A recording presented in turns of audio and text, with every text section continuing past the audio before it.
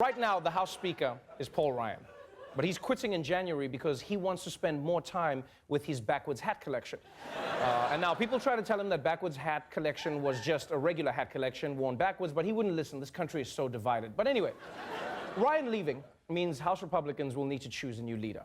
And while they have many options, there's one name that's getting more attention than most. Congressman Jim Jordan says he will run to replace the retiring Paul Ryan as Speaker of the House. So Jordan is a staunch Trump ally. Congress has got to do a better job, and that's why I want to be the next Speaker of the House. We got to focus on doing what we told the American people we were going to do, delivering on health care, delivering on the border security, on immigration, and all those other issues. If you become the Speaker, and look, I will support you for Speaker. Whoa, a Sean Hannity endorsement. Yeah. You know, even if you've never heard of Jim Jordan, you know that if Sean Hannity rolls with someone, they're not a great person. Yeah, if Hannity started hanging out with Paul Rudd, I'd be like, there's something buried in Paul Rudd's backyard. We should check that out. Now, even before Jordan announced his run for Speaker, he was already in the news for trying to impeach Deputy Attorney General Rod Rosenstein, right, who's in charge of the Mueller investigation.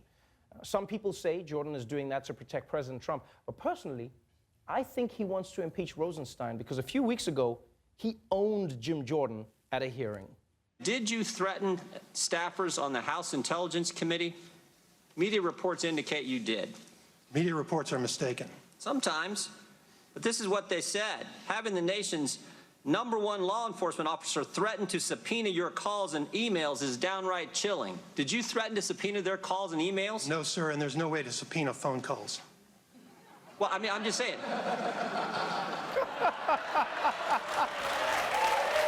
He was like, no, sir, there's no way to subpoena phone calls. Oh. Do you know how humiliating it is to get smacked down on C-SPAN? Because you realize now there's retired librarians across the country who are watching that like, God damn, that bitch got dunked on. But while Jordan tries to get rid of Rosenstein, he may need to watch his own back. Because before he was in Congress, he worked as an assistant wrestling coach at Ohio State.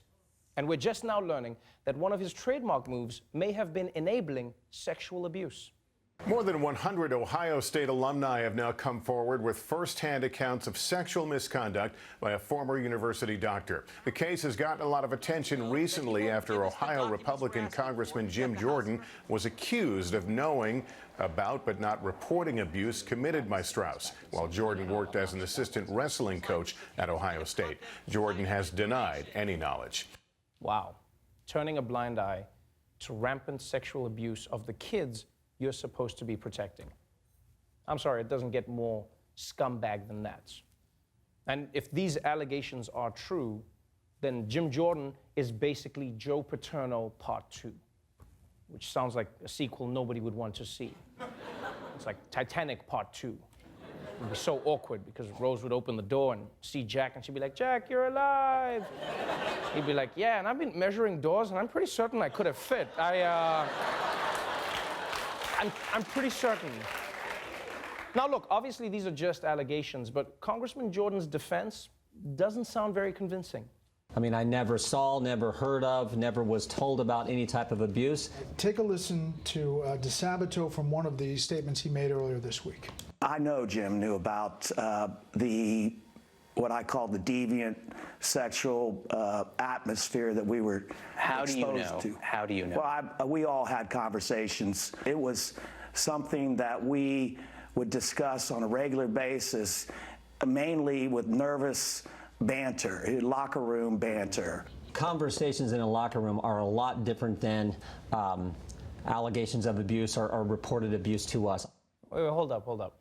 So they basically told Jordan about the abuse, and he didn't think it counted because they were in a locker room?